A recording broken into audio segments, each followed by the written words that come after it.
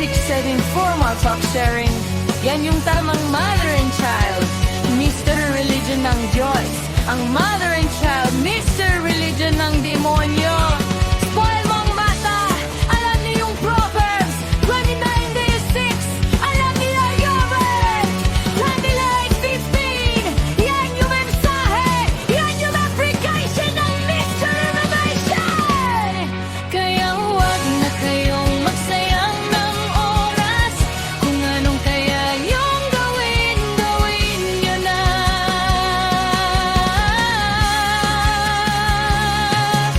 Maikli lang oras natin. Bawat oras nyo pag-uwi ng waldas. Isang malaking kasalanan yan.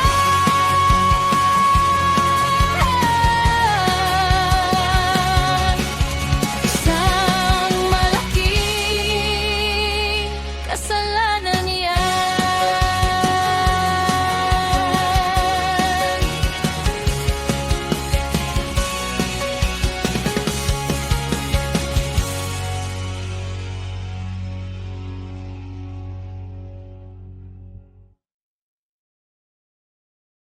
Lord, thank you po sa binigay niyong blessing, Panginoon, na kami po ay nagkatipon-tipon kahit sa call lamang. Kung saan pagtatalakayan po namin yung topic po about sa ina at sanggol. Kayo po ang patuloy na maggabay sa aming bawat sasabihin, Panginoon.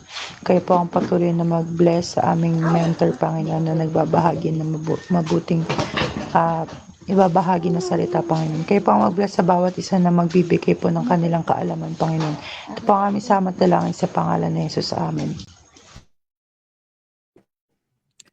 Okay,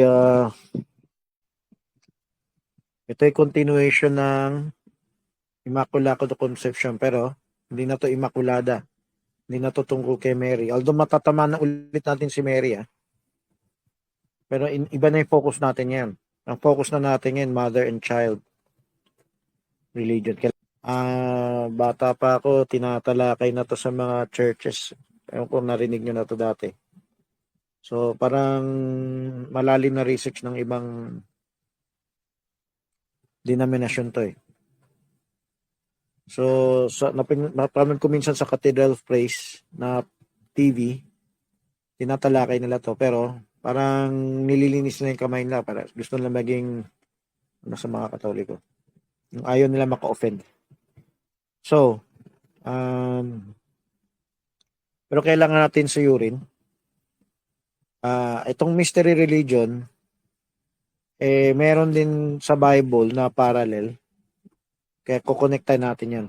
Ang mother and child, hindi lang si Nimrod Semiramis or Semiramis Tammuz. Sila lang yung nakalagay sa letter A, pero pinaka-original yan. Pero, nauna pa sa kanila si Eve. Maraming relihiyon na may mother and child.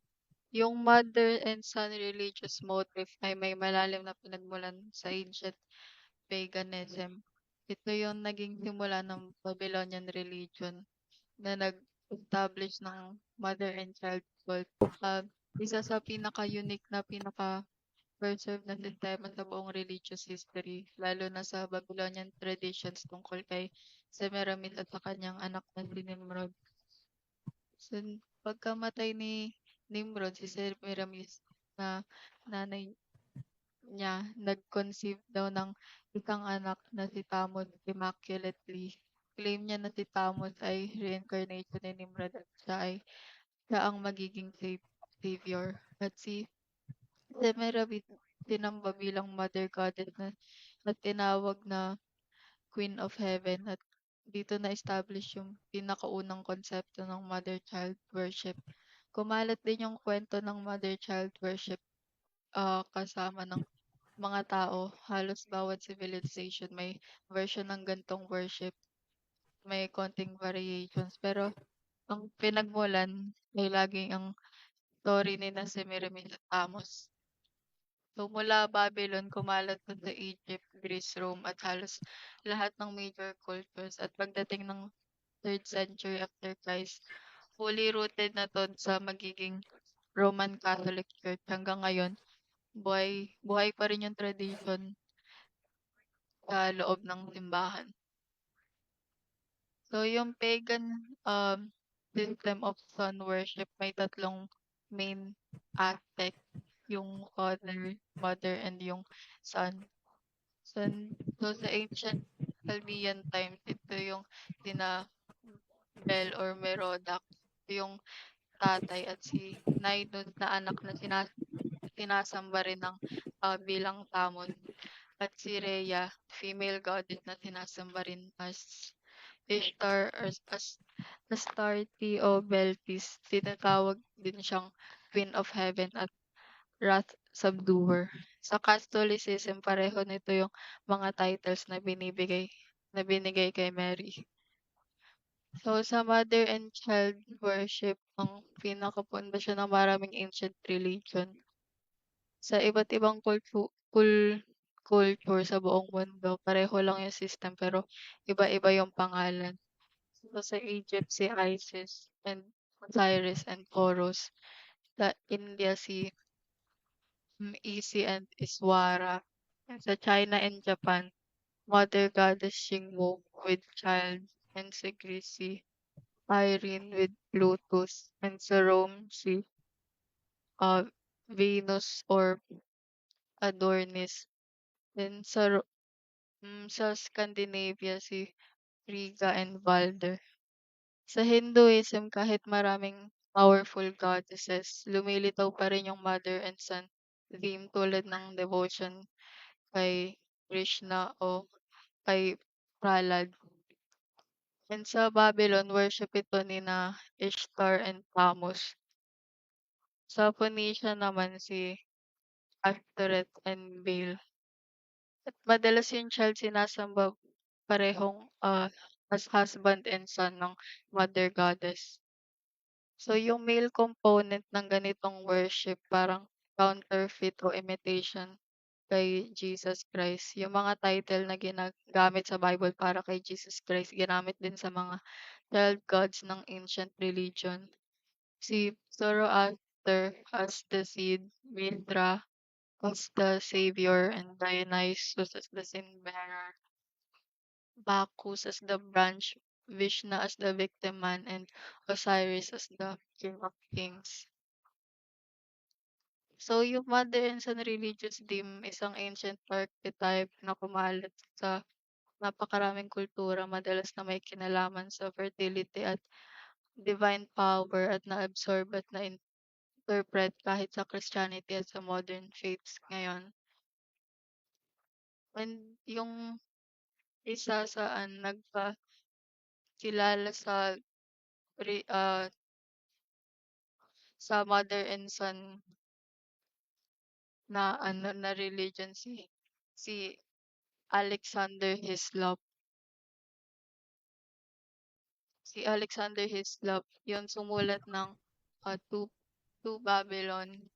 So, sabi dun, controversial daw na libro na nag-challenge sa traditional views tungkol sa origins ng Catholic Church at ng mga practices nito. Argument niya na marami sa mga ito galing sa ancient pagan Babylonian religion. So, malaki yung naging impact ng libro sa popularize ng theory na yung veneration of Mary and Jesus sa Roman Catholic Church ay supposedly disguised continuation ng pagan worship kay Semiramis and Tammuz. So si Hislop, 19th century Protestant minister, nag-argue na yung buong sistema ng Roman Catholicism ay continuation ng Babylonian mystery religions at pinapalitan lang yung pangalan ng mga deity. So si Mary daw si Semiramis at si Jesus daw yung si Tammuz. Matagal nang may mother and child deity pair sa iba't ibang culture, tulad nga ni na Isis Horus sa Egypt at ni Ishtar and Tammuz sa Babylon, pero si Hislop ang nag-link sa lahat ng to bilang isang conspiratorial system na pumasok sa Christianity. Kinukumuha si Ralph Waldo dati kay kay Alexander Hislop. Yan yung mukha ni Alexander Hislop. Pero itong drawing ng libro kay Ralph Woodrow. Ayan kay Alexander Hislop. Sana mabasa natin. Ako, wala akong problema mabasa. Pero nabasa ko kay Ralph Woodrow. Nagbago na si Ralph Woodrow eh. Sinusukan na niya yung turo ni Hislop. Nagbago na yan. Na-convert. So, sana may makabasa, no? Binago niya. Gumawa ulit ng Nasabi mo. aklat si Ralph Woodrow. Gumawa ulit ng aklat si Ralph Woodrow na parang nag-relance siya. Ano? Binabawi niya yung mga turo niya. So, yung kaninang libro kay Ralph Woodrow. Tapos gumawa siya ng panibagong libro na binabawi niya lahat. Karamihan, binabawi niya. So, itong kay Alexander Hislop, sana mapag-aralan niyo. Sabi po dito, ang relihiyon ng ina at anak na nag-uugnay kay Semiramis ay tumutukoy sa mga sinaunang paganong tradisyon na nagmula sa Babylonia na nakasentro kay Semiramis, madalas na tinatawag na reyna ng langit, at ang kanyang di umano'y anak na lalaki, si Tammuz, isang naghihingalo, tumataas na figura ng Diyos na inaangkin ng mga tagapagtaguyod na naging katolikong Madonna at pagsamba sa bata, Pasko, at tatampok ng mga simbolo ng pagsamba sa araw na dalawang anak na lalaki, Babylons ni si Alexander Hislop. Bagamat ang makasaysayang Semiramis o Shamuramat ay isang tunay na reyna ng Assyria, ang reliyosong salaysay, lalo na kay Tammuz at ang mahimalang paglilihi sa pamamagitan ng sinag ng araw ay higit na tinuturing na mythological o nagmula sa mga interpretasyon na sinaunang Near Eastern kulto tulad ng Isis or Isis ba yan? At Osiris, Star at Dumosi na hindi deklarang biblical. Sige po, na-research ko po yung ancient original of mother and child. Yung mother and child po, hindi lang po siya Christianity nagsisimula. Mas matanda pa po ito, galing nga po sa sinaunang kabihas na ng religion. Yung una nga po nito, yung ancient Egypt. Yung una nga dito si Isis, yung ina, tsaka si Horus, yung anak. Si Isis nga yung madalas nga siyang dilarawan na buhat o pinupuso ni Horus. Tsaka simbolo nga po nito yung divine motherhood, protection at kingship. Isa nga po itong pinakakaunang mother and child image sa history po. Tapos sa pangalawa naman po yung Mesopotamia. Ito nga po yung Ishtar, tsaka si Inanna, yung mother goddess. Kaugnay nga po nito yung fertility, life, and rebirth. May konsepto nga din po ito na divine mother given life. Tapos sa pangatlo naman po yung ancient India. Ito nga po yung si Devaki at saka Krishna, Yashoda at yung baby Krishna. Yun nga po bilang tagapangalaga ng Diyos sa bata. Tapos yung pang-fourth naman po yung ancient Greece. Yung Demeter and Persephone. Yan. Yung mother and child relationship na simbolo nga po ito ng life, death, tsaka renewal. Tapos yung pang-fifth naman po yung ancient Rome. Ito nga po yung Venus tsaka Cupid ay simbolo nga po ito ng life and creation, protection, divine authority, hope, and salvation. Tapos yung connection nga po ito sa Christianity, yung nang dumating nga po yung Christianity, ginamit nga po yung familiar image. Si Mary at saka si Jesus ay naintindihan yung mga tao dahil na may existing na concept. Research ko yung mother and son. Yung mother and son team nga, makikita nga ito sa iba't ibang religion. Sa Christianity, makikita ito kay na Saint Monica at Saint Augustine. Sa pagan belief, may mga mother goddess nga tulad ni Isis at Horus. Sa Hinduism, may mga larawan din tulad ni Krishna. May ilang faith group din tulad ng World Mission Society Church of God na naniniwala na ang Diyos ay may mother.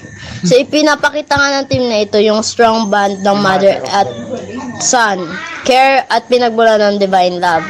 Minsan nga, kinokontra nga ito ng paniniwalang mas nakafocus sa father o inuugnay sa old idol worship. And Ancient origins ni Nimrod nga po. Sabi doon na yun yung biblical origin niya yung sa Genesis 10:12. Sabi niya doon na si Nimrod, anak siya ni Cush and grandson of Ham. And si Nimrod din daw, great-grandson of Noah. Sabi niya doon na dinidescribe nga din daw siya as a mighty one on the earth and a mighty hunter before the Lord.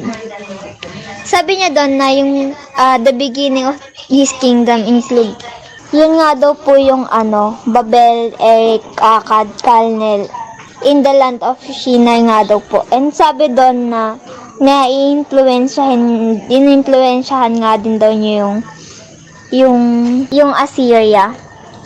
Sabi niya doon sa Nineveh din. And sabi na doon na yung meaning nga daw ng Nimrod sa Hebrew name nga daw ay Nimrod. And din daw, Marad, meaning to rebel nga daw. Tapos sabi doon na marami nga daw na scholar na siya ay kinikilala or nakilala, tama ba? Sabi doon na the rebel or the one causes rebellion. And sabi niya doon na yun din daw yung nagpipits doon sa biblical picture nga daw ng sa Genesis 9 verse 1. And yun din daw yung centralization of power and pride. And sabi niya doon, si Nimrod nga daw, hindi nga daw pinapangalanan or doon na directly doon sa Genesis 11 verse 4. Sabi niya diba doon na, let us build ourselves a city and the tower whose top is in the heavens. And sabi niya nga daw, siya nga daw yung leader who's encouraged humanity to unite. And siya nga din daw yung nag-promote ng human glory and security. Sinisimbolize nga din daw siya as a human pride, political and religious rebellion, and the first god of opposing world system. Yung Mesopotamian, yung mother and child. So, parehas lang rin siya. Parang Mary and Jesus sa image lang. So, sa Mesopotamia, yung Sumerian, Babylon, at saka yung Assyria, merong mother and child images. Pero hindi same kay Mary at Jesus sa Christian belief. So, yung Ninhursag, isa siyang mother goddess. So, siya yung goddess ng life, birth, at saka fertility. So, tinatawag siyang mother of God. So, minsan, pinapakita siya na alaga or hawak yung bata. So, symbol nga daw ng buhay. So, yung similarities nga kay Mary sa image is mother figure, pero yung difference nila is goddess siya. So, hindi siya human. And yung isa naman, si Ishtar or Inanna. Yan, si Ishtar, hindi siya literal na may baby image. Pero siya yung goddess ng fertility at life. So, siya rin daw yung nagbibigay ng life sa earth. At saka connected din daw siya kay Tammuz. So, meron siyang mother-child team, pero hindi siya gentle baby holding image, katulad ni Mary. Then, yung next, Dumuzi, si Tammuz and the mother team. So, si Dumuzi, siya, god ng plants and seasons. So, namamatay at bumabalik siya every year. Yun yung symbolic niya. And may mga laments siya or iyak na songs na parang nanay na umiiyak sa anak. or di kaya earth as mother. So, mother-child idea is, symbolic. Hindi siya literal statue. And, tapos yung next, yung divine mother. Plus yung so, sa Mesopotamia, yung kings doon, tinatawag na, sons of goddess. Yung goddess, kagaya ni, Ninhursag or Ishtar, ay, mother sila. Tapos yung king naman, yun yung child na under divine protection. Yung sa Indian na lang yung sa akin. Sabi dito, di ba, yung mother and child like Mary, meron silang imagery na most likely parang sa mga ancient civilization dati.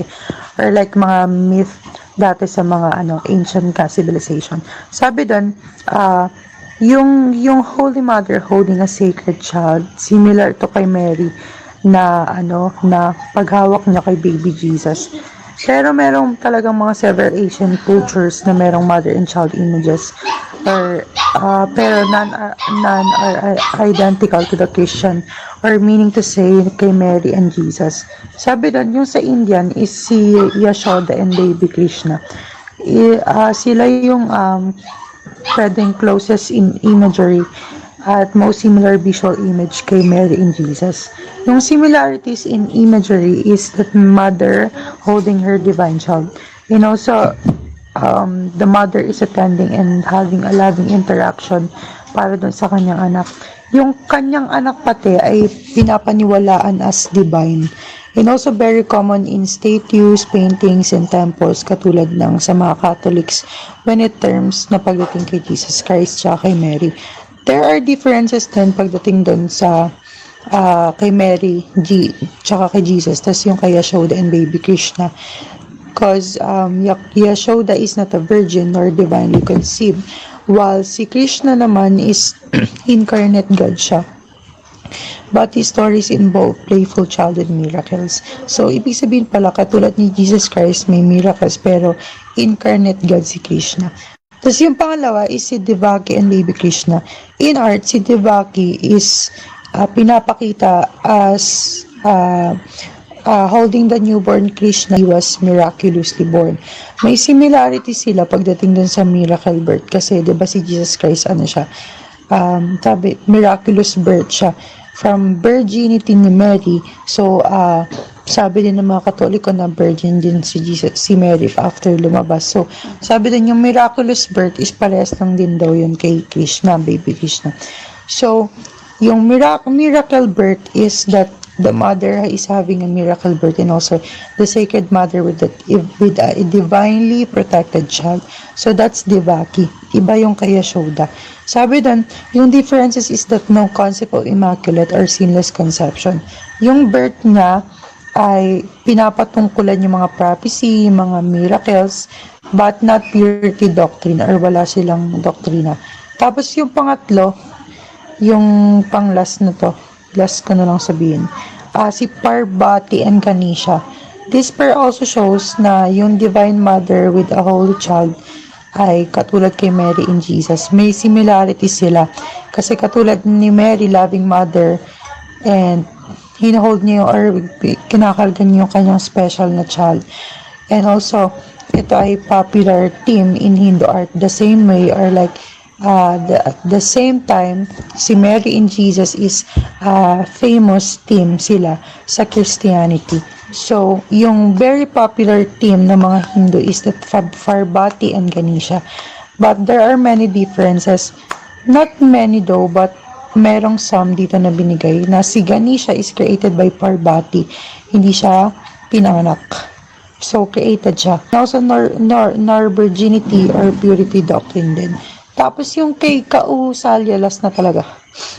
And Baby Rama, sometimes they are depicted in a mother-child art katulad ni Mary and Jesus, kasi nga diba theme art nila yan sa Christianity, lalo na sa Catholics. Tapos may similarity sila, divine incarnation as born to a chosen mother, and some differences na hindi siya virgin birth kasi they are only focusing on the royal duty, not maternal purity. Katulad ni Mary na nagpo-focus na sa maternal purities. Meron silang similarities, meron ding differences. About kay Eve and Mary parallel. So, diba sa Genesis 4:1, yung nabanggit ko nga kanina, na si Eve, yung promise ng Diyos is parang na-misunderstood niya. Diba dun sa Genesis 4 verse 1, sinabi niya na, I have gotten a man from the Lord. So, sa Hebrew construction, parang ibig sabihin is, kanit, he is, et Yahweh. So, parang pag pinakinggan mo is parang nakaka-misunderstood talaga. Pag binasa siya, yung verb na kana, ibig sabihin is acquire, obtain, possess, na laging ginagamit para magsabi about ownership or fulfillment, hindi lang as assistant. So, yung word na et is normally ginagamit siya as a direct object marker, hindi lang hindi yung preposition na with. So, kaya nangyayari is na-misinterpret or ng mga tao, yung naging interpretation ng mga tao is in-understood nila na yung sinabi ni Eve na I have gotten a man from the Lord is hindi lang basta parang pasasalamat ni Maria. Parang pagkakaintindi nila is pang binabanggit ni Maria is I have acquired a man, the Lord, or I have obtained the man of the Lord, or I have gotten the promised man from the Lord. So, nangyari sa mga later translation is sa Genesis 3:15, di ba sabi doon na yung seed of a woman shall bruise the serpent's head. So, nangyari, yung sa later translation, parang pinalambot pa nila or parang mas iniba nila yung yung phrase na binanggit ni Mary ay ni Eve para maiwasan yung theological confusion. So sa perspective ni Eve walang history of delay, wala ding prophetic timeline, tas wala ding wala siyang parang concept ng mas malalim pa or para sa future redemption ng sangkatauhan. Nakala niya tapos na yung pagpapatawad sa kanya ng Diyos. So yung pinakang assumption niya is incomplete kasi ina-expect niya is immediate fulfillment tapos salvation through childbirth. So wala siyang concept nung suffering tapos nung pagka-reject sa kanya ganun. So tama naman yung hope niya, walang mali doon, pero yung interpretation niya is masyadong mababaw lang. Parang for that current timeline lang, sa panahon niya lang. So, in-establish yun sa sa biblical principle as sincere, pero hindi siya equal sa katotohanan or sa hindi siya super accurate. So, tama na magkaroon ng faith sa Diyos, pero wag nga tayong magkakaroon ng human expectation. So, 'di ba, nung pinanganak na si Cain, pinrove niya nung paglaki niya na hindi nga siya yung promised. So, instead na i-crush niya yung serpent's head, mas kinuha niya pa nga yung yung traits like yung pride, yung resentment sa Diyos, tapos yung pagpatay niya kay Abel. Kaya kinonfirm, 'di ba, yun dyan dun sa 1 John 3:12 na Cain was of that wicked one. So, binabanggit ito na yung salvation is through birth, hindi siya sa rebirth. And, so sabi niya nga doon, di ba, yung Diyos, nag-promise siya ng seed, pero nangyari is nabaliko yun ng sangkatauhan. Mas in-emphasize nila yung babae. Tapos, nangyari is, instead na yung pananampalataya is nandun sa pinakang divine action na ginawa ng Diyos para mabuhay si Eva, nangyari is mas na-focus sila dun sa pagdadalang tao ni Eva. So, nangyari is ganun na yung napunta sa isip ng mga tao. Kaya 'di ba sa Jeremiah 10 is nag-warn si Jeremiah against idolatry, na in-address niya dun sa Judah na sa time kasi yun na maano yung impluwensya ng Babylon sa kanila. So binanggit niya doon na learn not the way of the heathen. So kinokondemn niya kay Jeremiah yung pagputol ng tree, tapos pag-shape nun gamit yung kamay ng tao, pag-decorate ng silver and gold, tapos ayun na nga, parang connected siya sa Christmas. So, ang walang issue daw doon sa about sa wood and sa artistry, ang nangyari, ang naging pinakang issue is yung representation. Nagke-create sila ng visible substitute para dun sa divine presence ng Diyos. Kaya in-expose ng Diyos yung psychology ng idolatry na nangyari is yung tree is nagsisik daw sila ng protection, tapos ng reassurance doon. So, sabi ba, binanggit din yun ni Jeremiah sa Jeremiah verse 7 to 18, tapos sa Jeremiah 44, 17 to 19 na the Queen of Heaven. So, yung worship nga na yun, hindi siya isolated. Instead, nangyari is tumagal na siya ng tumagal, and nangyari is kumalat na siya. Yun na yung naging paniniwala ng mga tao. Kaya yung idolatry is nag-thrive siya, tapos naging familiar na siya. Then hanggang sa panahon natin ngayon is mas kilala na siya. So nangyari is ni-replace nila yung Diyos with maternal intermediary, and sinubstitute nila yung obedience with ritual, and kinonvert nila yung repentance into routine. So mini-mirror nga nun yung Babylonian religion na yung mother is a mediator and emotional access to blessing. So, si Eve as a queen of heaven, di ba, pinanggit siya doon na, kasi binanggit si Eva sa Genesis 3:20 na the mother of all living. Pero, pag binasa nga natin yung Biblia, sabi niya doon na, hindi nga siya, never siya naging mediator or intercessor or an object of devotion. Instead, binless lang siya ng Diyos with motherhood. Kasi with that motherhood, parang nagkaroon siya ng kaligtasan. So, dapat hindi nga siya ina-exalt spiritually. So, kapag nga yung motherhood, dahil dun sa motherhood na yon naging sacred, nangyari, hindi na siya naintindihan ng mga tao. Instead, nag-open siya ng door para mas magkaroon ng idolatry. So, yung Babylon, tinok nila yung opportunity na yon, yung about sa verse na Genesis 3:15 na yung from the seed to the mother and from promise to image.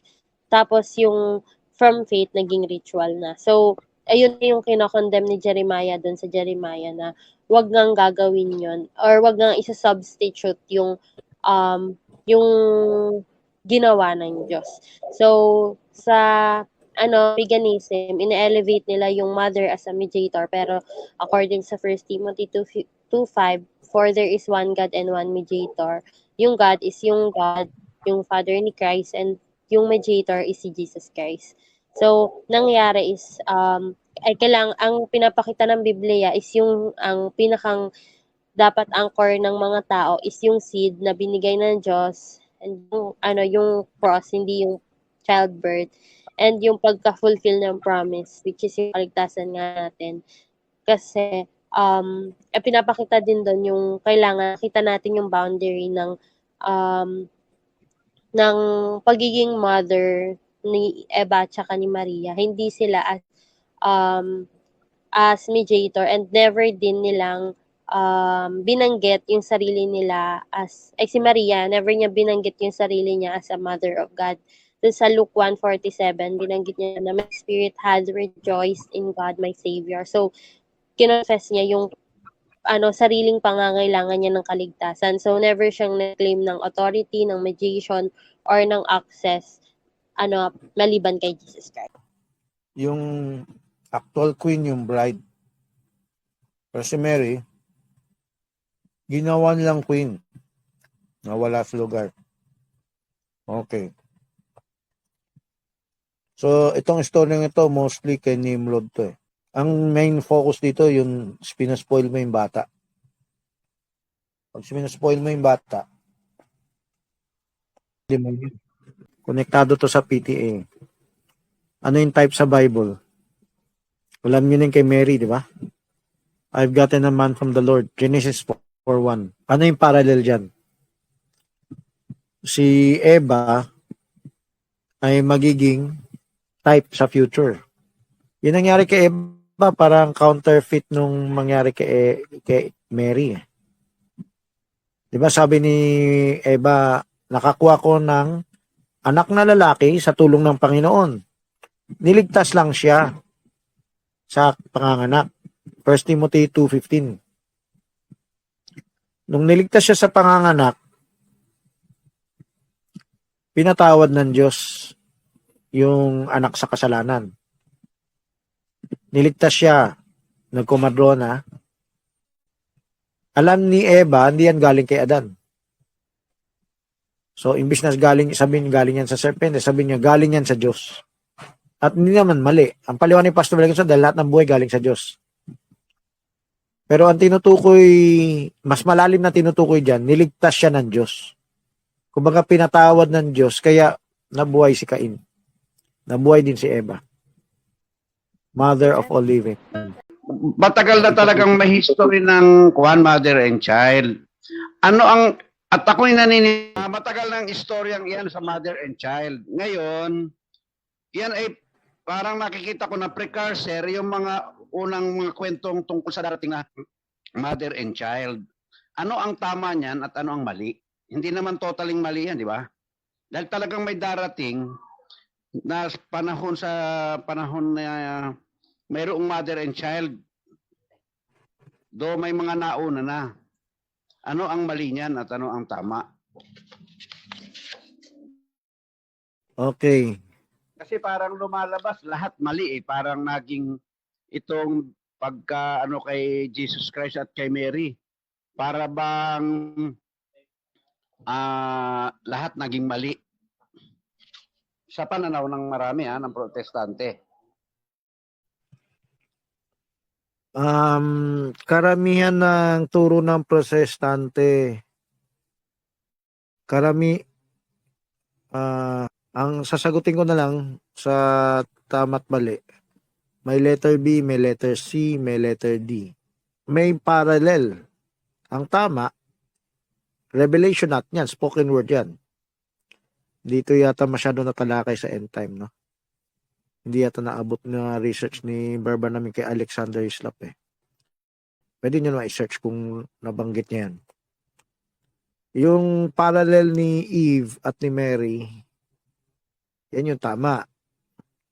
Yung Mariology na tungkol sa mother and child, yan yung mali. Yan yung pinapakita ng mga protestante. Ngayon kasi hindi na ganyan ang protestante eh. Puro iba na yung topic nila eh. Ayaw na nila pag-usapan yan.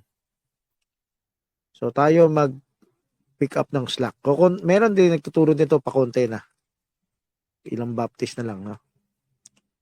At letter D, yan na rin ang pinagsabay na tama at mali. Ano yung letter D? PTA. Ayan, tatamaan yung mga nanay. Si Barba na may mensahe tungkol sa nanay. Narinig ko sa preaching ni Ray Soriano nung umatinaw sa kanya sa pinagbuhatan. Puro siya quote tungkol kay Barbanam tungkol sa yung kahalagahan ng nanay, yung impluwensya ng nanay sa anak. So gamitin natin yung banggit ni Barbanam dyan sa kahalagahan ng PTA. Ibig sabihin, malaki ang papel ng nanay sa impluwensya ng anak. So kailangan makuha nila yung dapat gawin ng nanay. Kailangan yung nanay kaya mahalaga ngayon ng LCM, no? O kaya Abrahanda. Bakit? Nanay madalas kasama ng bata. Kung di mo kaisa yung nanay, medyo nahahadlangan yung training ng bata. So, kunwari, yung tatay ang masigasig sa training, yung nanay hindi. Kung di ka tutulungan ng nanay, may hadlang yan. Although, pwede pa rin matuloy. May hirap-hirap lang. Mabilis-bilis kung yung nanay ay aktibong participant. No? So, balik rin natin. Paano kung nanay ang puro na lang ba mali? Oo. Hindi lang puro mali, may tama rin. Mamaya natin tatalakayin yung tama. Pero, hindi mali ang protestante na ipakita niya yung mali na naminana ng Katoliko. Spirito yan eh. Hindi naman aminin ng Katoliko, galing yan doon. No? Pero kaya kailangan, so saliksikin natin si Alexander Hislop, si Ralph Woodrow, yung hindi pa siya nagbabago, saliksikin natin yan. So yung quote ni Ray Soriano kay Barbanam doon sa banggit ni Barbanam tungkol sa motherhood, yung pagiging nanay, susog na yan, letter, may kinalaman yan sa PTA. Siyempre, wala na silang detalye sa PTA. Pero, may kinalaman yan nangyari sa mundo. Bakit pala, pag nakakita kayo cute baby, wala nang training, mas gusto nyo lang bebihin, hele-helehin, ganyan. Ito kasi yung sinasabi nga, kanino ba naka-address to kay Mary at sa kay Christ? Tinuring na nilang ina. Siya ang ina ni Jesus Christ. Sa atin, meron naman tayong katuruan na incubator. Ngayon, pag sinabi incubator, parang ginamit lang. Ngayon, pag sinabing ina, meron din sinabi si Jesus Christ na babae, tinatawag na siya ng babae. Ano ba tama dyan?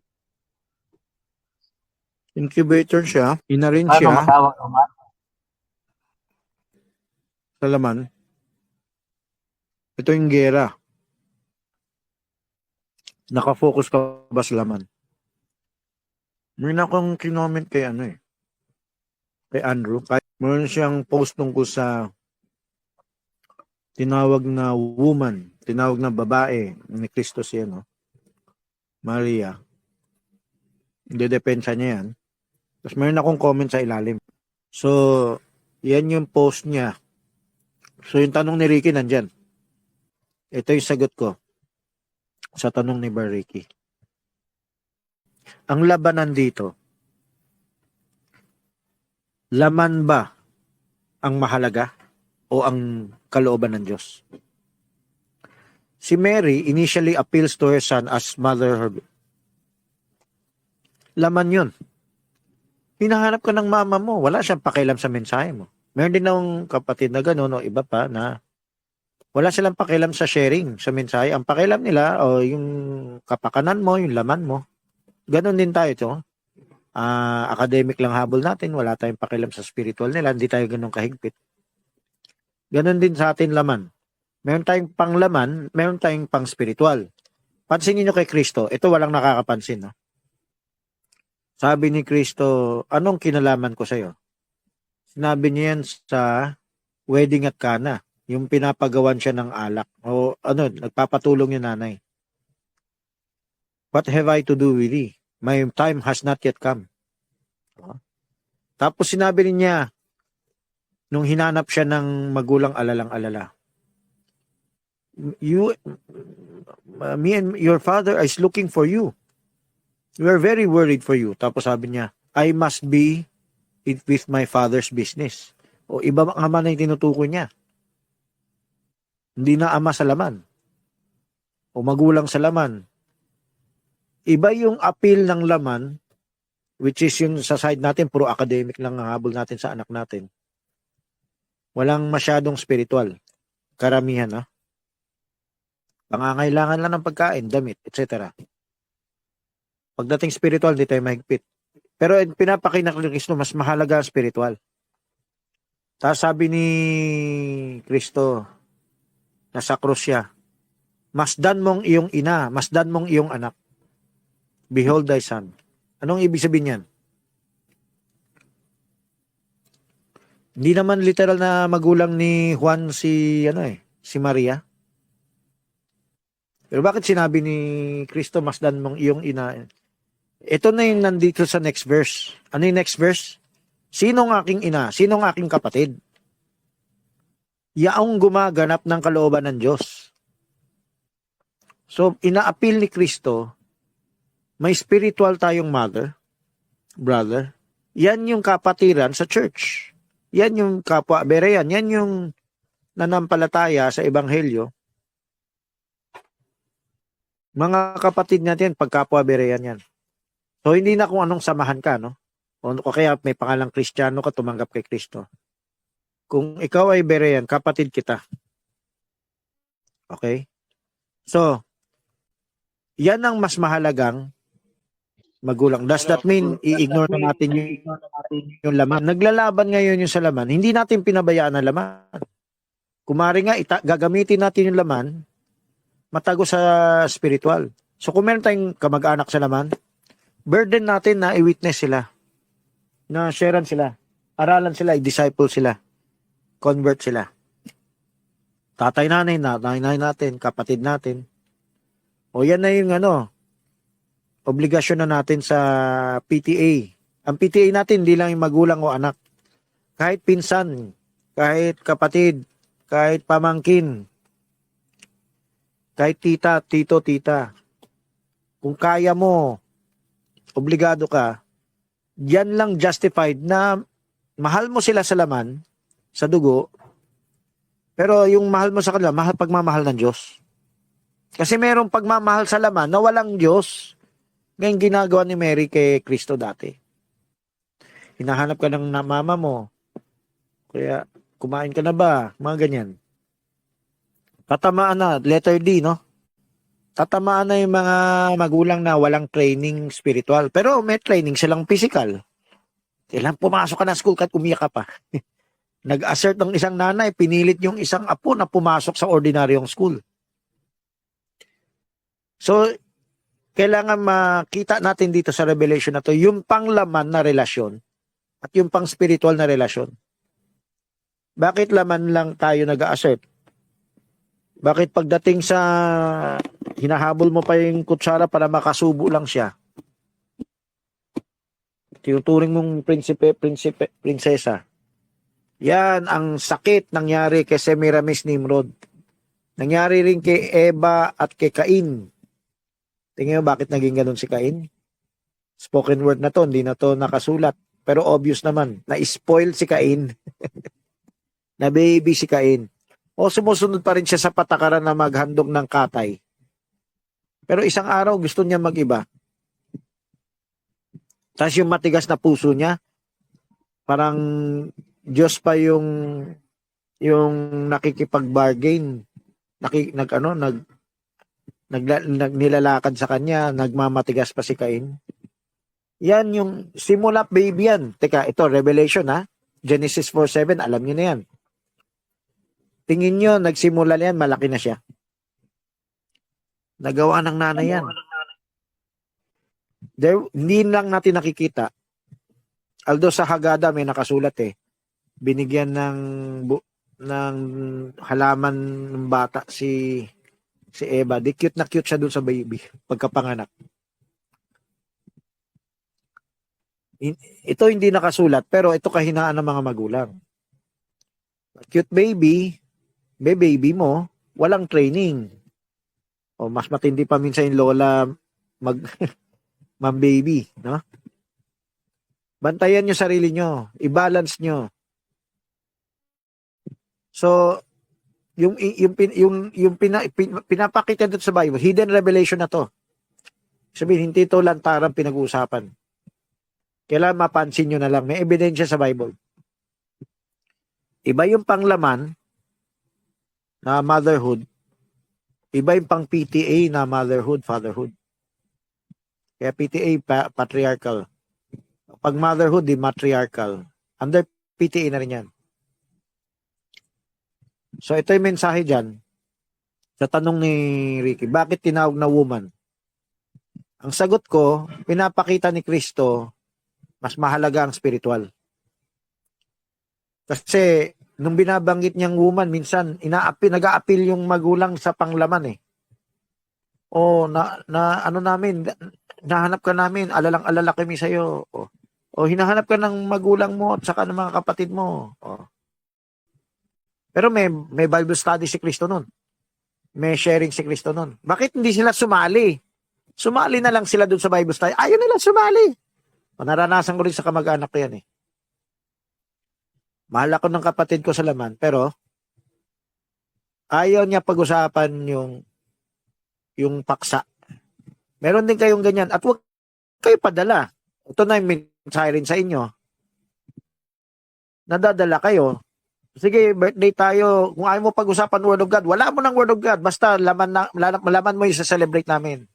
Have more health, more prosperous years, ganyan-ganyan. So, kayo nagsa-celebrate ng birthday. Sana makadiscern kayo. Pinabayaan niyo ba yung mahal niyo sa buhay na laman lang? O bigyan niyo bulaklak yung anak niyo, ay magulang niyo. Yan lang? Hanggang dun lang? May mas maganda pa sa bulaklak. Although hindi bawal yung bulaklak, no? Tagos nyo. Tagos nyo sa ampon, sa makeup, sa babad, or etc. Ma, it's your birthday. Magbibigay ako ng special babad opposition sa'yo. Diba? Mas maganda pa yun sa bulaklak. Hindi bawal ang bulaklak, ha? O kahit magbigay pa yung birthday, kapakain sa labas. Isipin nyo yung kaluluwa ng magulang nyo, kaluluwa ng anak ninyo, pamangkin ninyo, wag lang academic. Ilang hinahabol ko kasi kung tinapos mo lang yung academic, wala kang target na habang may power ka pa, no, hindi mo ginagamit yung power para sa spiritual. Sayang yung pagkakataon. Another year na naman. Another hilahan na naman. So habang ngayon may power, ito yung bigay ng Diyos. Huwag mo ubusin yung power na yan. Ang academic lang. Ang tunay talaga, spiritual. If you want my help, talaga may spiritual. Walang puro laman lang. Okay? Okay. Sa abot ng kaya niya. So yan ang mensahe. Ang ayon sa nabasa kong kwento, isinama sa Ephesus ni John si Juan at doon na namatay si Maria. Tama ba, Brother Francis, na kaya tinabilin ni Jesus kay John, si Mary, parang nagampanan ni Mary yung tungkulin niya ng bilang spiritual na nanay kay Jesus. Kaya ito, inihabilin niya. Narito yung nanay. Yung nanay na spiritual to, binabanggit niya. Ang spiritual na nanay, PTA, or ganito, aalagaan ni John na parang nanay si Maria, yung baliktad na sinabi ko kanina. Kung mahal mo yung nanay mo, spiritual lang relationship nyo. So, yan nakasulat dun sa Book of Acts na yung mga balo, yung mga ulila na, yung wala na mag-aalaga. May ampunan talaga sa church, may alaga talaga sa church. Pero spiritual. Kung nag-alaga tayo, spiritual ang influensya. Hindi yung nag-alaga ka lang sa laman, parang Catholic charity, no? Nag-alaga ka rin sa spiritual. May sharing din, may pabasa rin, may ganyan, may gawain din. So, pag sinabi yung spiritual na nanay, either siya yung nagtitrain o siya yung tinitrain. Siya yung nag-aalaga, pastor, o siya yung inalagaan, siya yung disipulo. Hindi porke mas matanda siya sa edad, hindi niya na ititrain. Mali. Yan ang mali natin, sense of entitlement. Hindi, bata, matanda, kung may kakulangan sa word, alalayan natin. Kasi lahat kailangan ng word. Sa abot ng kaya, kung kaya pa niya magbasa, malakas pa siya, mas malakas pa sa akin. So, kailangan niya i-train. Tatagos yan sa maling pagpapalaki ng anak eh. Maling relationship ng magulang at anak. At yung tinype na nga sa Bible, may incest. Si Semiramis kay Nimrod.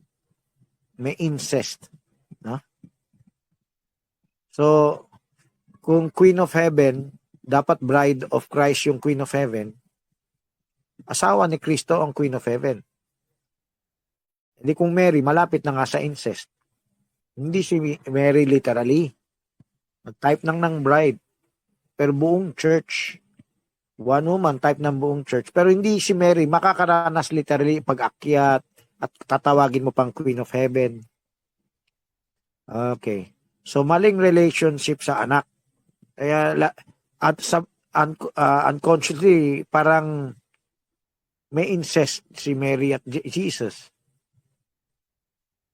Kung turo pa nga Diyos si Kristo, at nag-provide siya ng egg, talagang yung Diyos at si Mary, parang nag-sexual union. May mga worldly ganyan magsalita, na? Yung Diyos, nagpunla ng sperm sa egg ni Mary. Di Diyos ang nagbuntis kay Mary. Pwede mo nga tawagin Queen of Heaven. Pati nga, labas nga ng egg eh. Di ba? Okay. Malapit na to sa mga gods and goddesses na mga Greek, mga Romans, yung mga iba-ibang reliyon pa. Under Mariology to. Immaculado Conception. Tinataas kasi si Maria sa Immaculado Conception eh. May ni-rapture, alam niyo ba, ito kaya maling-mali eh. Ni-rapture si Maria. Narinig niyo na ba yan? Hindi si Maria namatay. Or kung namatay man, hindi siya nanatili sa mundo. Yung katawan niya umakyat sa langit. Ang tawag dyan, Assumption. Sa Tagalog. The Assumption. The Assumption of Mary is rapture ni Mary yun. Sipon mo, kala mo siya si Elijah, siya lang ni rapture. Ganyan kataas yung tingin nila. Kung pupunta ka pa nga sa Catholic tradition, pati bahay ni Mary, nilipad, translate ng anghel eh. Yung nilipat sa ibang lugar, no? Pero, si Mary daw mismo, umakyat sa langit. Ano po yung typology ng pag-treat ni Semiramis, yung pagbe-baby niya kay Tamus? Tapos dun sa anak ng Diyos, na tunay na anak ng Diyos, si Kristo, pinanganak sa kasabsaban. Ang unang na baby si Nimrod. Hindi si Tamus ang unang na baby. Siyempre, binibili niyan. Si Nimrod ang unang na baby kayong ugali niya. Parang despotic ruler. Yung ruthless ruler si Nimrod eh. So, anong type sa sabsaban? Siyempre, sabsaban, ayaw ng Diyos ma-spoil mo yung bata. Kung formal talk sharing. Hindi yung kinekengkoy mo, kuchi ko. 20 years ago, dapat nagtuturuan na tayo. Para walang casualty. Marami yung lumaki sa ating anak. Matigas na yung puso eh. Naghirap tayo magpalaki pero ginamit na tayong diablo. Pinalaki sa image and likeness ng sanlibutan. Yan na, Nimrod, Semiramis. Ang habol nyo lang, academic. Hindi nyo habol spiritual. So, itong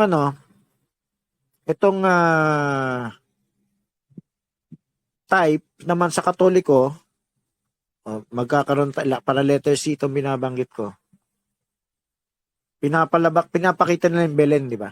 Of course, siguro may Katoliko abutin yung turo na gusto ng Diyos na humble ang si Kristo, ganyan-ganyan. Pero hindi na nakokorek yung PTA o MTA, Matriarchal Training. O PTA muna ang term ko. Hindi na nakokorek yung training. Pinabayaan lang. So, ina-emphasize lang yung sa laman. Para bang hindi tayo galing sa original sin. Para bang ang motherhood, lahat yan ay natural sa Diyos. May mixture na yan. Kaya sa Bible pa lang may mixture na yan.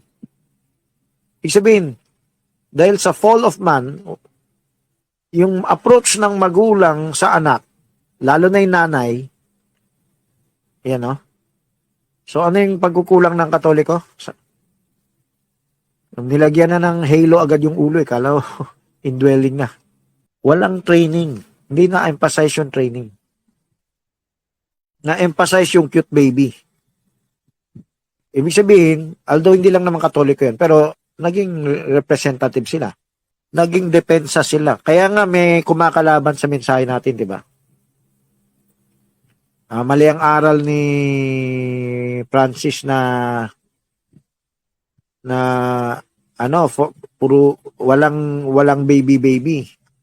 Walang spoil, walang libang. Formal talk sharing, parang servant.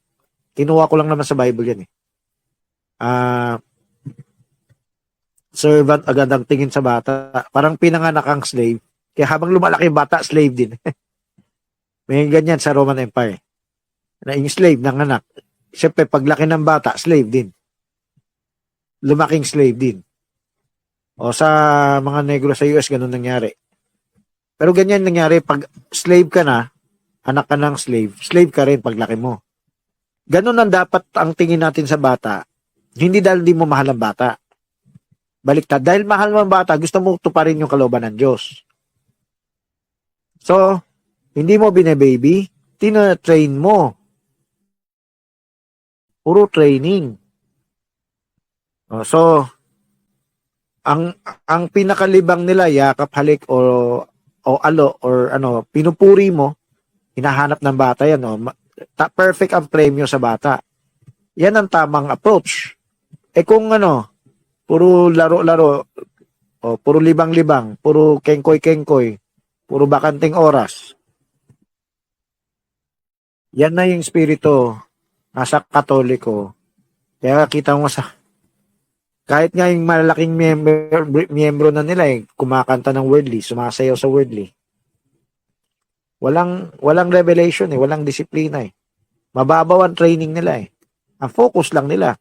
Bakit pala nakikialam ang Katoliko sa politika? Flood control, kung ano pa.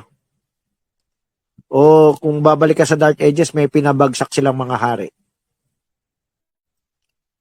Panglupa yung nila. Ang charity nila. Panglupa. Ibig sabihin, panglupa lang yung kingdom mo. O kung corrupt ka o hindi, edi, gano'n na rin. Yung panglaman lang ng baby, ang habulin mo. Hindi spiritual ng baby, kaya walang formal talk sharing. Hindi spiritual ng baby. Ang pinaka-spiritual nila, yung mga ritual-ritual. Pero anong epekto ng ritual-ritual nila? Yung mga binyag, kumpil, kung pakigpisalan, ang unang communion niya, ganyan, no? Seremonyas pa yan. At tingnan nangyari dito sa child dedication natin. Walang training. Parang bigay lang ng certificate na na-dedicate. Picture taking lang. Kain lang sa labas. So, yung mga ritual na yan, nakakatulong ba yan? Walang masyadong training Ang siguro isang tama nila yung ninong-ninang. Pero yung ninong-ninang, na-exercise ba nila yung tama? Ninong-ninang na, regalo lang ng aginaldo. Ang obligasyon lang ng ninong-ninang, magbigay ng aginaldo. O baka kayo, maabang kayo ng aginaldo Pag binigyan kayo ng aginaldo, sharean mo pabalik. Bar Francis, masama tanggapin yung aginaldo? Halimbawa, binigyan ka, babalik mo. Kung ayaw mo, sharean mo. Hindi, halimbawa, sharean mo, tapos babalik mo. At least man lang, At least man lang, i-add mo sa Facebook at padalan mo na mensahe. Itubi mo. Kontrata mo. Pwede ka mag-alok ng Bible study, pwede ka mag-alok ng online, padalan mo ng booklet, pabalik. 30 pesos lang booklet Libo yung aginaldo na tatanggapin nyo.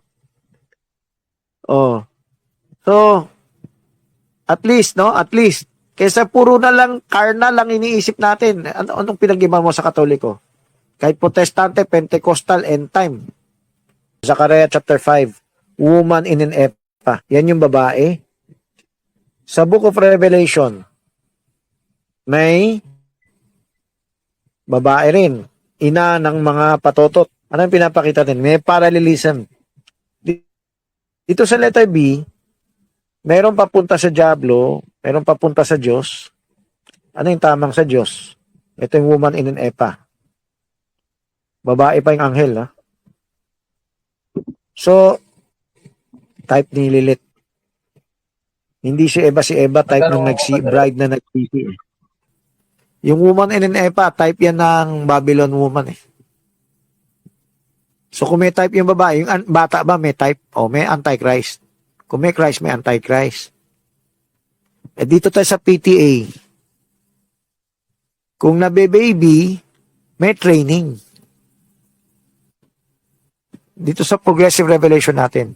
Letter D na to, Kasi 'di ba sa kalagayan nila sa panahon na may Mesiramis na Nimrod. Naniwala sila na mabubuhay si Nimrod sa katawan ni Tamos. Pero na iba na naniniwala na katulad ng mga Egyptian, naniwala sila ng na kasi mga anak nila ng mga hari na yung anak Oo. niya na babalik, ibig sabihin, magre-renew lang. Pwede ba itong may apply sa paniniwala natin yung oneness? Na iisa lang yun. Kasi parang renew lang eh. Bumabalik eh. Reincarnation yung term. Kung tinatanong mo yung parallel, yung reincarnation of God, nasa yellow pad na mini Barlito yan. Hawak niya yung yellow pad ko eh. Ang reincarnation of God, Godhead yan. So merong extreme oneness, yung ama, naging tao, hindi parang Greek mythology. Pero ang Oo. reincarnation na biblical ay indwelling. Kung ano yung espiritu na kay Elijah, yan mananahan sa'yo. No? So, ang turo nila kay Nimrod, reincarnation, na turo ng mga tao ngayon, reincarnation. Nabuhay ka muli, pinanganak ka muli. Parang born again Oh. Dati kang nasa ibang hayop o tao, tas panganak ka muli na ikaw ulit yun. Okay? O may past memory ka. Yan ay counterfeit din ng tinuturo natin indwelling. The reincarnation of God is Diyos na nananahan sa bawat kapanahunan. Hebrews 1:1-1-2. Reincarnation of Christ. Si Kristo na one human in Christ sa atin, the man-child. Yung man-child, hindi lang si Kristo, kundi yung church na magmamatured. Pag nag-matured, magiging ruler of all nations. Kung tinap yung church sa babae, yung nanay, tinap din yung church sa man-child. Okay. So, may counterfeit. Ang tinuturo natin counterfeit ngayon yung mother and child. Merong Eva at Cain, merong Maria at Jesus. Si Maria at Jesus, literal talaga, I've gotten a man from the Lord. Walang nakapansin yun eh. Parang prophetic ang term Oo, pero ang pinanganak niya doon, anak ng kasalanan. Ang importante lang kay Eva, yung nagsisi siya. Sa type ni Maria, siya ay nagpasakop sa Diyos. So may parallelism, no? Yan ang tignan nyo. Sa Book of Revelation, may woman clothed with the sun. Meron ding woman, Babylon. May parallel, no? 2 Corinthians 11:2 and 3. Ito naman ay yung church ay maging patototo, hindi. Hindi tinype na si Eva dyan. Ano sabi sa verse? I betroth you as a chaste virgin. Ayan, no? Parallel, no? Dalawang woman, no? So, may makikita kang parallel sa Bible. Yan ang letter B natin. Hindi lang si Eva, Cain, Maria, Jesus, I've gotten a man from the Lord, parehong totoo, pero magkaiba yung direction. Para sa mga deist at ibang mga hindi naniniwala sa Bible, si Orpheus ay pinako sa krus para sa kaligtasan ng ibang tao. Yan ang batayan nila. Pinulot lang daw ng Katoliko o ng Kristyanismo yung pinako sa krus para iligtas yung tao. Pero parang counterfeit, nauna pa sila niyan.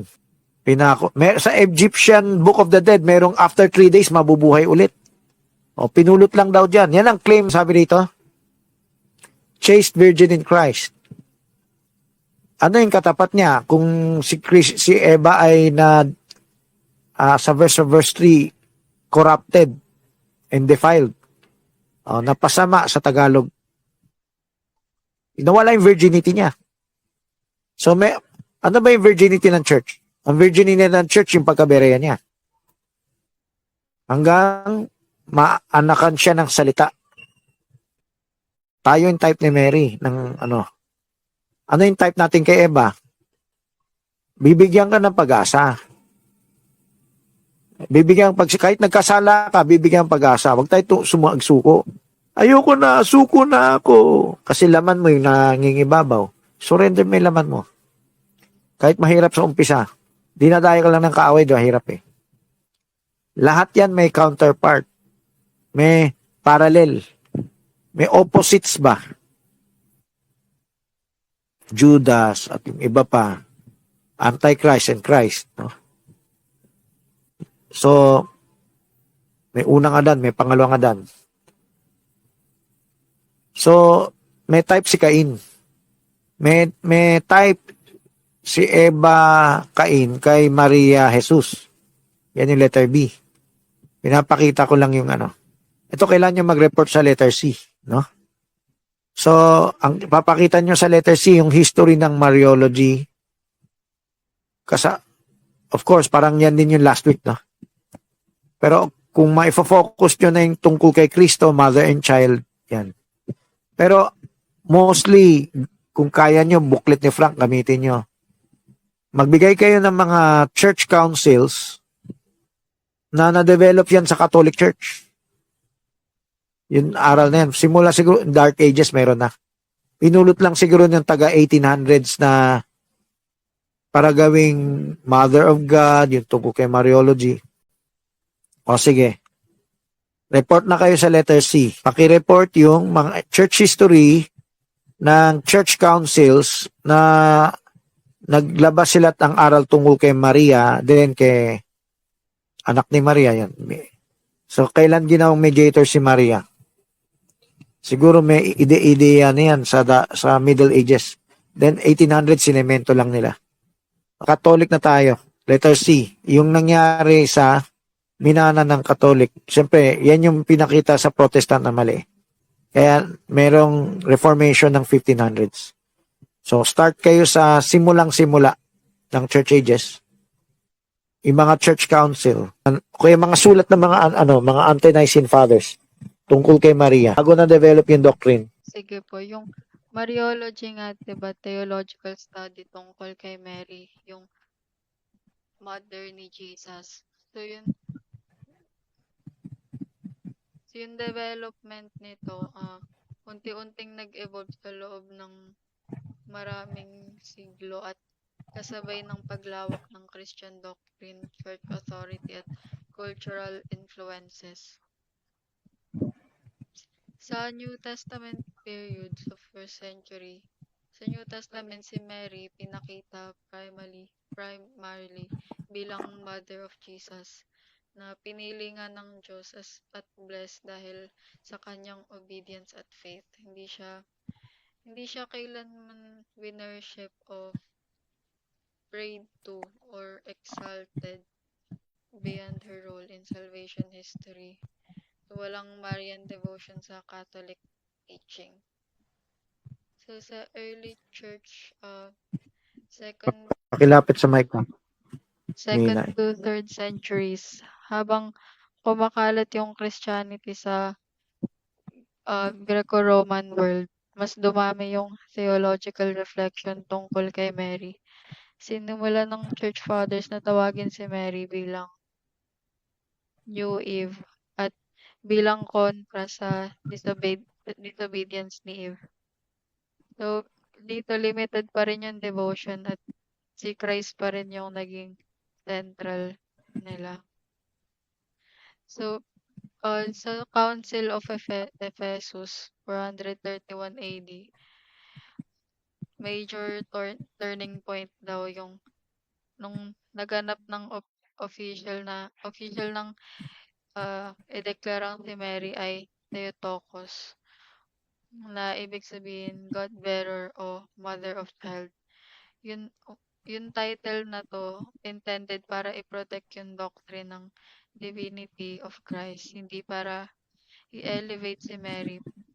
Pero malaki yung naging epekto nito sa pagtaas ng kanyang prominence at pagtapos ng council na to, mas nag-expand pa yung Marian devotion.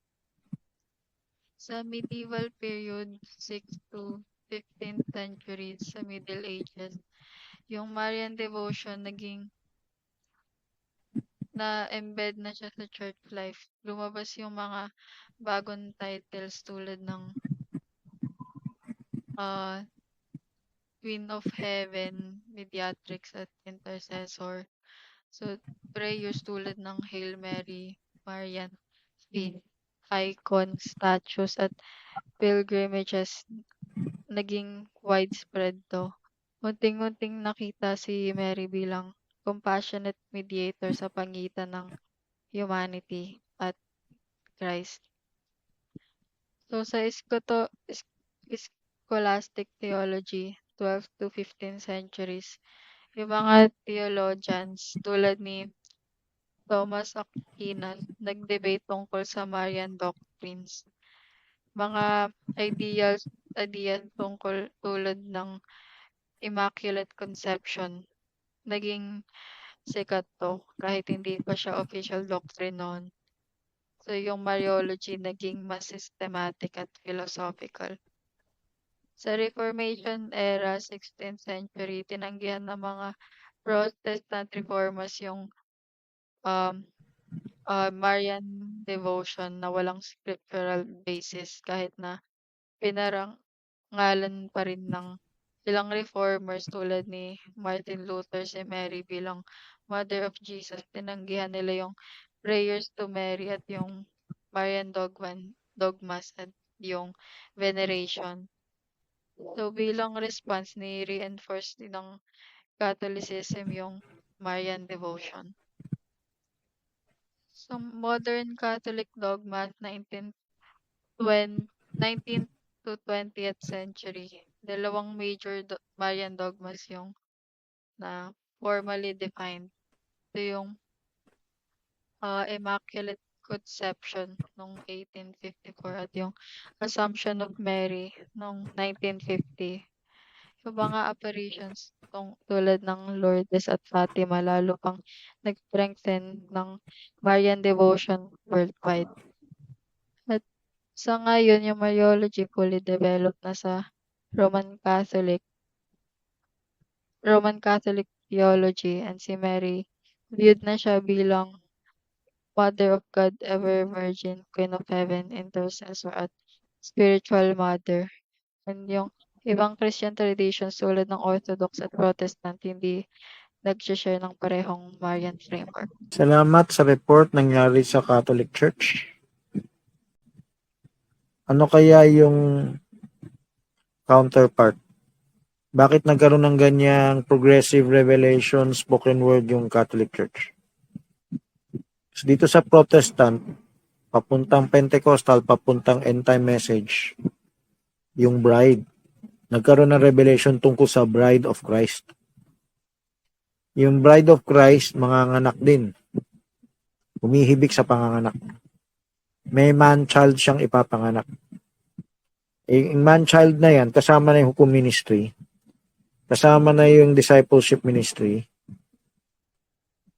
pastoral ministry, sa isang church. Yung alaga ng buong church. As a whole church, inaalagaan niyo yung bagong convert. Of course, ang kompletong alaga yung maggawin yung berean. No? Yun yung siyang berean. Meron din tayo yung tinatawag na PTA. Yan na yung sa paano tayo magpalaki ng anak. Kasi tayo rin ang tatamaan yan eh. Mula sa kasalanan ni Adan at Eva, LCM yan. Itatamaan din ng PTA. May PTA mensahe ba yan? Ano ba yung nakatagong hiwaga kung si Cain matigas ang puso, kinakausap na nga ng Diyos.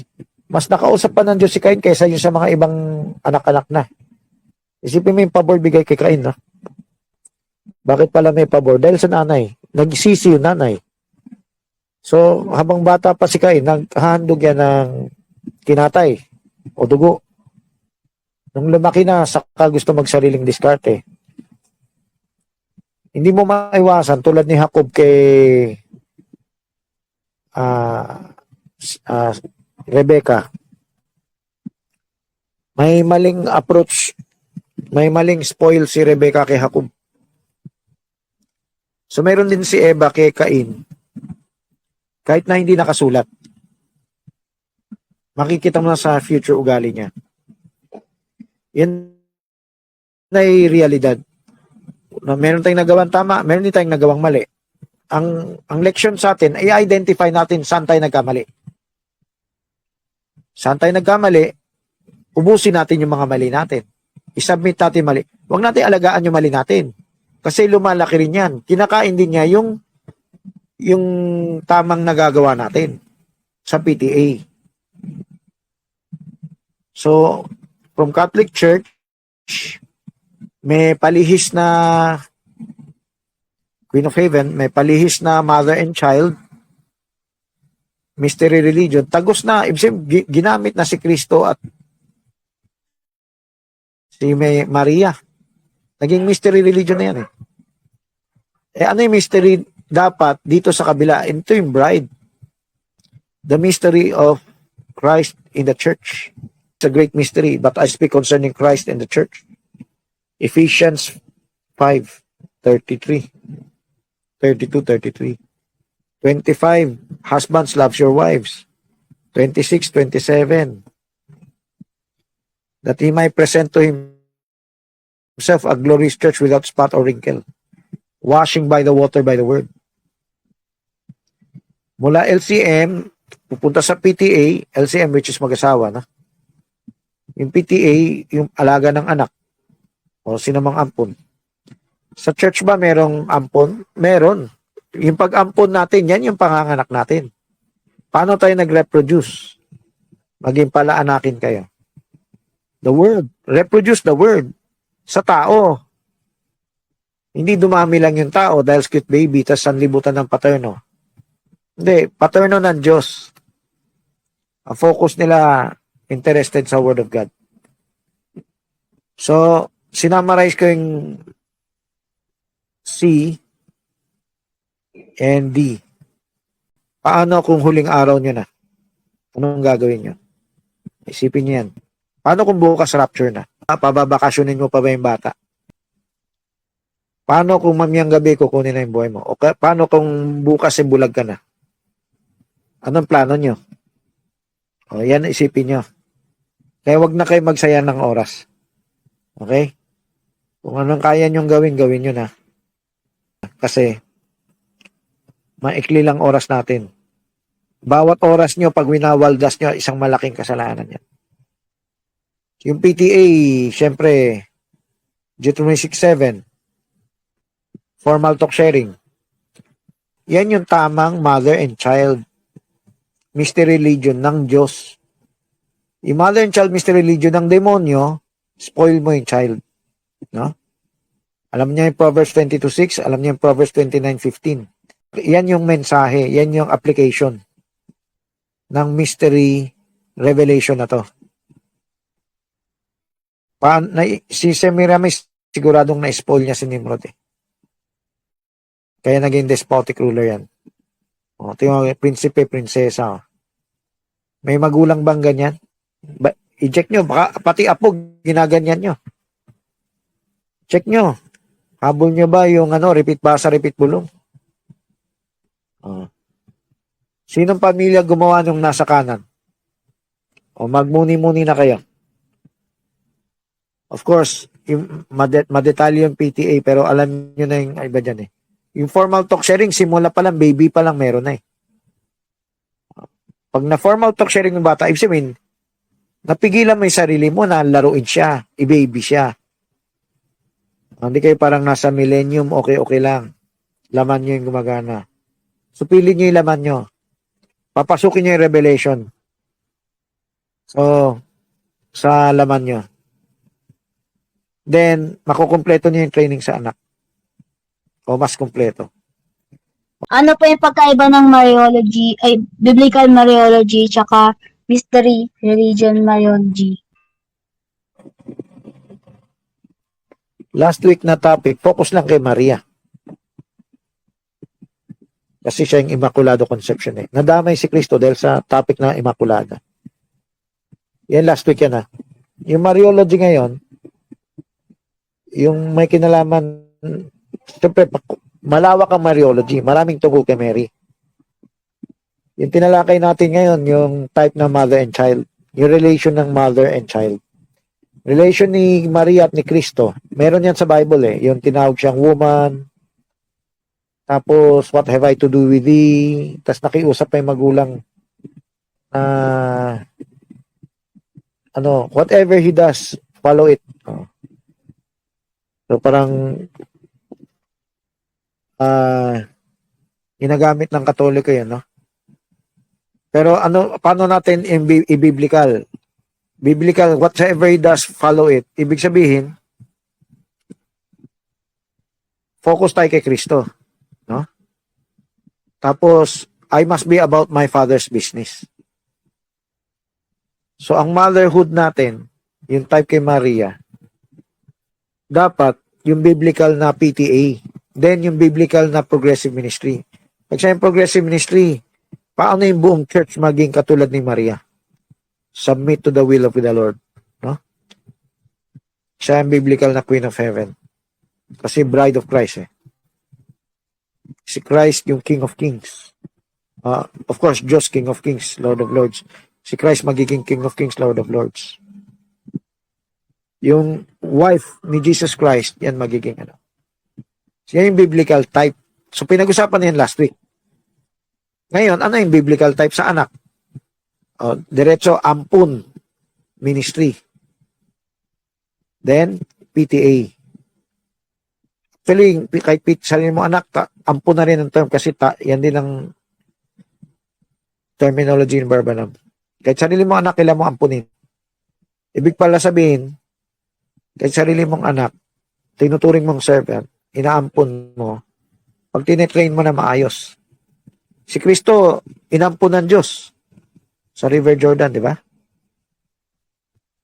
Adopted. Anak na siya ng Diyos, bakit kailangan ampunin? Kasi kailangan patay managumpay. Kailangan patay may training. Hindi porke anak na, baby, prinsipe na. Sa'yo na yung buong mundo. Hindi. Paghirapan mo. Karapat dapat ka ba maging hari?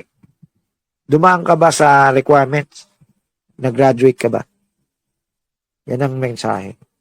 Kung sinabing mother and child, ibig sabihin kung anong mayroon si Maria, mayroon din, yun din ang na kay Kristo. So, walang pinag-iba.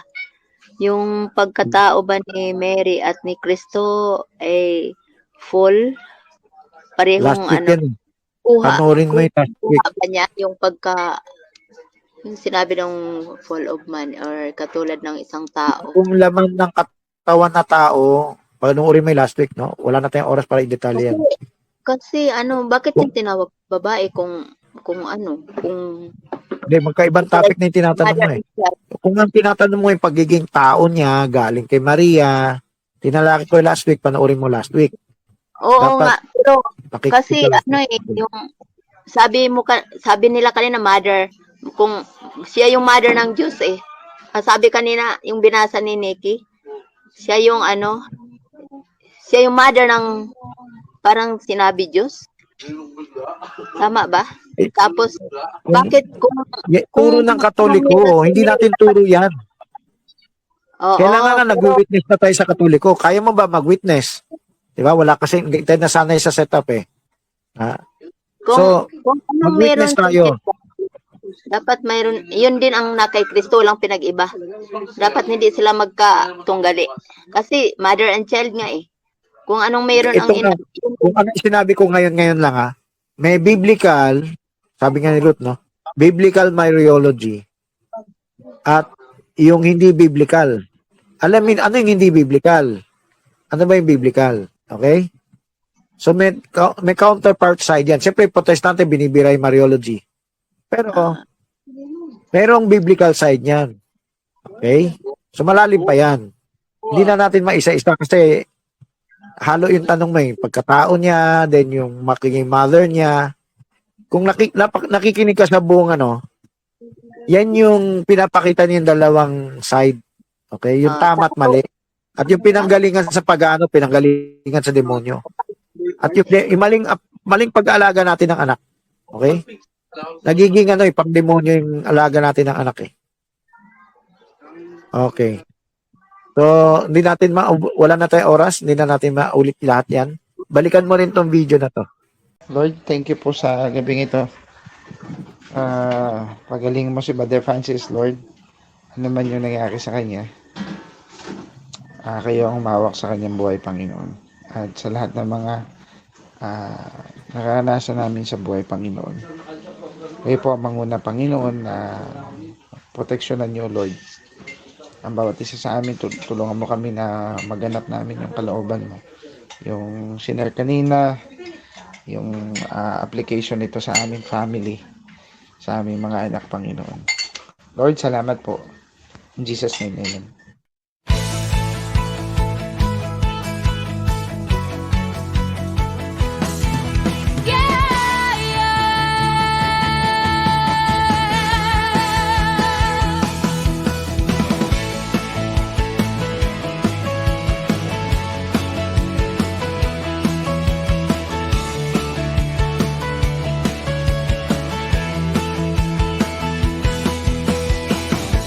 Paano kung huling araw niya na?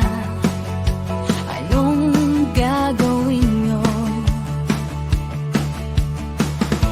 Paano kung bukas rapture na? Anong gagawin niyo? Paano kung mamayang gabi kukunin na ang buhay mo? Paano kung bukas e bulag ka na? Anong plano niyo? Isipin niyo yan, magbabakasyon pa ba ako? Pababakasyonin kung ko ba yung anak ko? Yan ang isipin niyo. Kaya huwag na kayong magsayang ng oras. Kung anong kaya niyong gawin, gawin niyo na.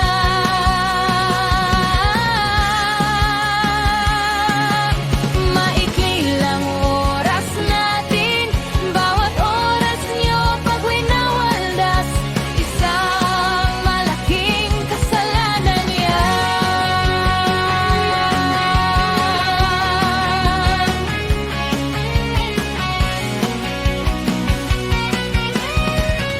Programa namin 674 mga talk sharing.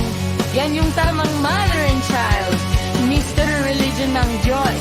Ang mother and child, Mr. Religion ng demonyo.